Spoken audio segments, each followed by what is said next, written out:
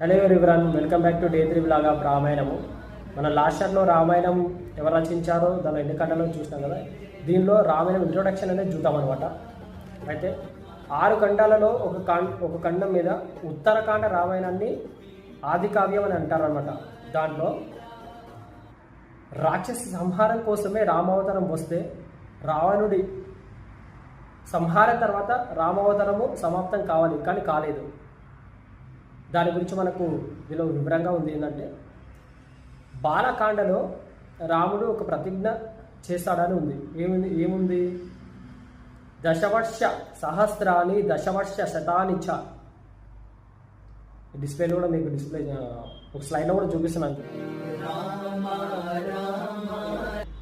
చూసిన వాళ్ళని తప్పకుండా సబ్స్క్రైబ్ చేయాలి, ఎందుకంటే నెక్స్ట్ షార్ట్లో క్లియర్గా ఒకటే మొత్తం ఫ్లో లాంగ్ వీడియో చేసి ఒకటే రోజు 1-2 రోజుల్లో అయిపోవటాలంటే కాదు. రామాయణం అంటే చాలా పెద్దదనమాట. కొద్దిగా తెలుసుకుందాం. ఈరోజు మనం ఎంతైతే తెలుసుకున్నామో దానిలో నుంచి మనం ఇంకా కొద్దిగా నేర్చుకోవడానికి ట్రై చేద్దాం ముందల వీడియోలో కూడా. సరే, తప్పకుండా ప్రతి ఒక్కరు like and share and subscribe ఖచ్చితంగా చేయాలి.